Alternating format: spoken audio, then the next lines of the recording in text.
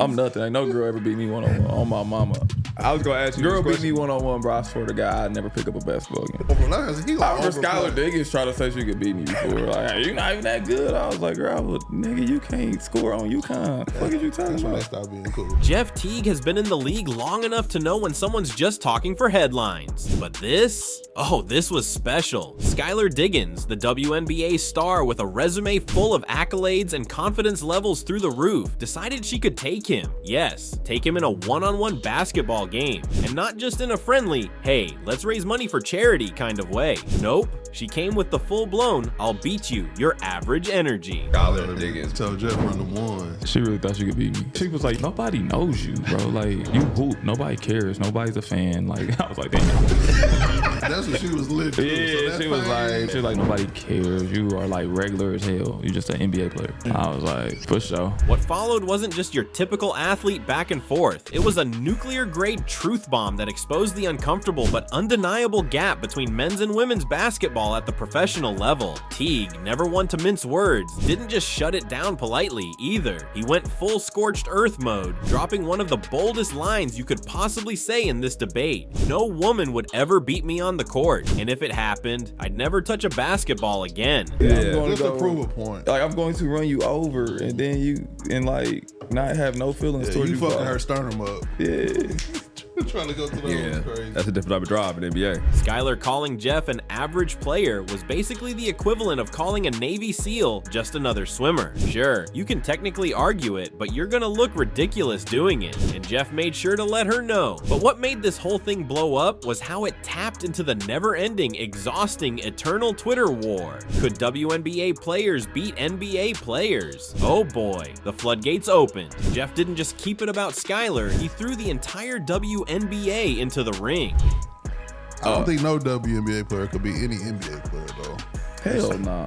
It's old. It ain't even I think it's a couple who could definitely be in consideration for sure, depending upon the matchup. But that's right, like you said, the physicality is just too much, bro. He straight up said that no WNBA player could beat an NBA, G League, or even men's NCAA player in a one-on-one matchup. What made Teague's comments so explosive wasn't just his confidence. It was the way he systematically dismantled the entire argument point by point. He didn't stop at Diggins. He extended his assessment to the entire WNBA talent pool, stating flat out that no woman could compete with any tier of professional male basketball player. Not NBA players, not G League players, not even mid-level college athletes. Please. No, I was saying, so Asia Wilson can't beat nobody in the NBA. No, That might get spooky. Not bro. one. They did a whole. We're talking bench players, everybody. No, sham nigga. guy. Do y'all know niggas on the bench used to average 40 in high school and bro, 20 in college? Jeff doubled down, pointing out what should be obvious but is somehow controversial in 2025. The NBA isn't full of average players. There is no such thing as an average NBA guy. The bench warmer you never see in the game. Yeah, that dude could still walk into your local gym, drop 50 without breaking a sweat, and make everyone question their life choices. It's like, The top WNBA player is not beating the 12th man. She's not beating a nigga in the G League.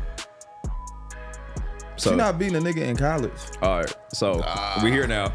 Jeff claimed that even Bronny James or his younger brother Bryce, both still carving their way into the big leagues, would wash the best of the WNBA, including MVP Asia Wilson and Caitlin Clark. That's like saying, yeah, you're the queen of your castle, but over here in the NBA kingdom, the interns could take you. That is spicy. The uncomfortable truth Teague exposed is that this isn't about skill, basketball IQ, or even work ethic. It's about raw, unchangeable biological realities. Caitlin or Bronny, one-on-one. Nigga, I'm saying I don't know, bro. Caitlin would not score a point on Bronny, bro. She might not even get a So shot off, Bronny's bro. beating Asia? Yes. He gonna kill Asia. I'm asleep. I'm taking DraftKings over on Asia. I swear to God, Bronny Baby would food destroy post. her, bro. Y'all are crazy. The average NBA point guard, even a retired one like Teague, possesses athletic capabilities that exist in an entirely different universe from even the most elite WNBA players. We're talking about vertical leaps that dwarf anything in the women's game, speed that would make WNBA defenders look like they're moving in slow motion, and strength that would render any physical advantage meaningless. This isn't sexism, it's physiology, and no amount of wishing can bridge that gap. Wait, 8 to 11. Me. It's not that fun. 8 to 11, I feel like it's pretty solid. So what do you think it'll be, Josh? Don't piss me off. And probably like 11 too. And it's not like this debate hasn't happened before. Brittany Griner, remember her?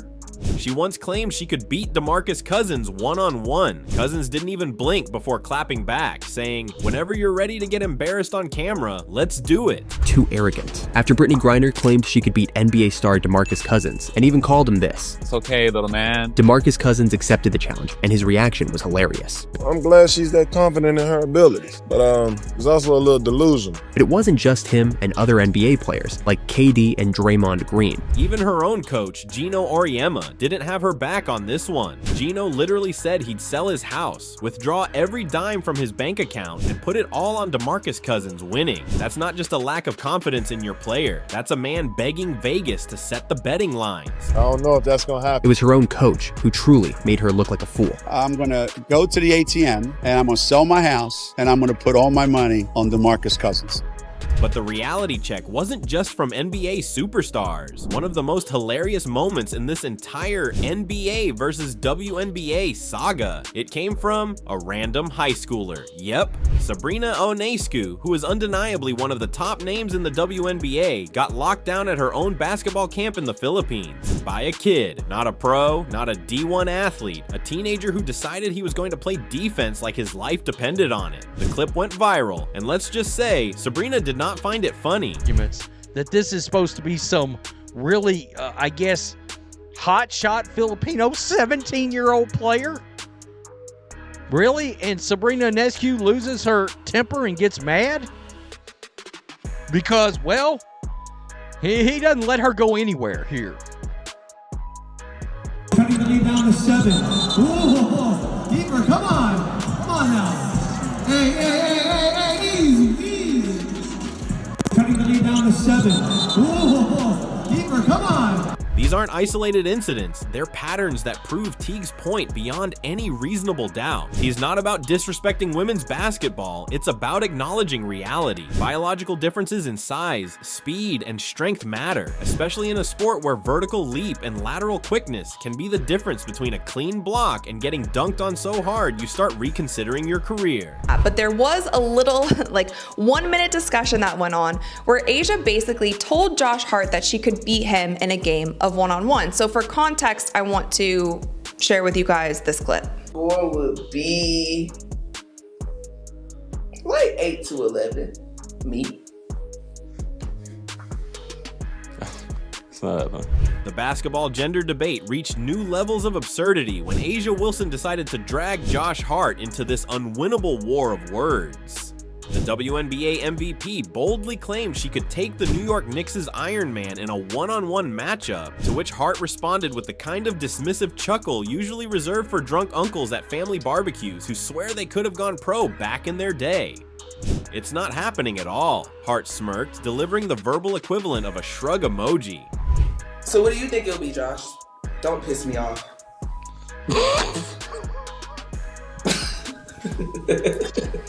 Do not piss me off. I was just about to violate this. I'm about to say, right. And probably like 11 too. You're sick. And just like that, another WNBA star learned the hard way that challenging NBA players to hypothetical matchups never ends well for them. Wilson's ill-advised boast sparked yet another round of facepalms from basketball experts who are tired of having the same pointless conversation every few months. Analysts were quick to point out the glaring physical disparities that make this fantasy matchup so laughable. Hart's vertical leap alone, nearly 10 inches higher than Wilson's best, would render her post-game completely ineffective. So as you can see, it's overall a playful banter, but you can visibly see how, I don't know if offended is the right word, but Josh Hart's kind of like, are you kidding me right now? You really just said you would beat me. For context, you guys, Josh Hart plays for the Knicks. He's a starter. He's had a long career in the NBA. He's one of the best 300 players in the world. Hart possesses elite athletic traits that exist in a different stratosphere from even the best WNBA players. And that's before we factor in his 40-pound weight advantage, superior wingspan, and explosive first step that would leave any WNBA defender in the dust. The reaction was hilarious. Fans and analysts lined up to remind Aja that while she is dominant in the WNBA, stepping onto the court against an NBA player is an entirely different universe. It's like saying you're the best at driving go-karts and then challenging Lewis Hamilton to an F1 race. And I could just see a lot of people in her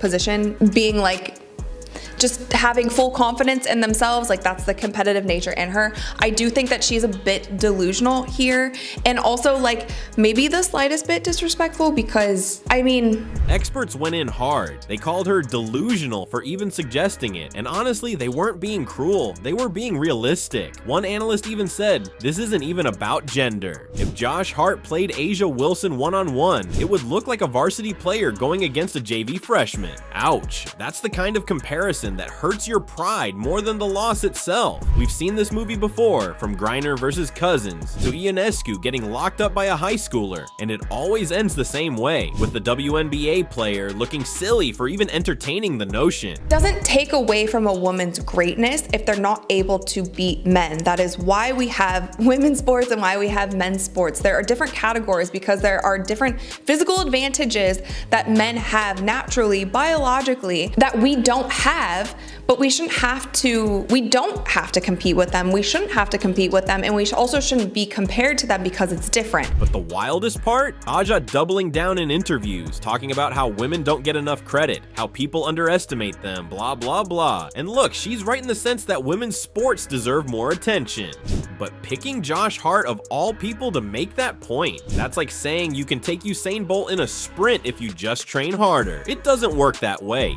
But when it comes down to a game that's as physical as one-on-one, when it comes down to the speed, the height, the quickness, the defensive abilities, that's where I think that Josh Hart and some of these men, and you have to understand, men in the NBA have some of the biggest egos in the world. Even Jeff Teague, after hearing this whole saga, laughed and said, man, what is going on with these WNBA players challenging us? And honestly, he's not wrong. It's become a pattern now. First it was Brittany Griner and DeMarcus Cousins, then Sabrina getting clamped by a high schooler, then Skylar with Jeff, and now Aja with Josh Hart. At this point, the NBA should start its own comedy show called NBA vs. WNBA Delusion Edition. At the end of the day, Jeff Teague's comments weren't just about Skylar Diggins, they were about the reality check that so many WNBA to NBA challenge claims run into. It's not hate, it's not personal, it's just the way the game works when you mix two leagues built on entirely different athletic baselines. And whether people want to admit it or not, Jeff's got a point, an uncomfortable, controversial, but undeniable point. One thing's for sure, this little war of words just turned into one of the most entertaining basketball storylines of the year.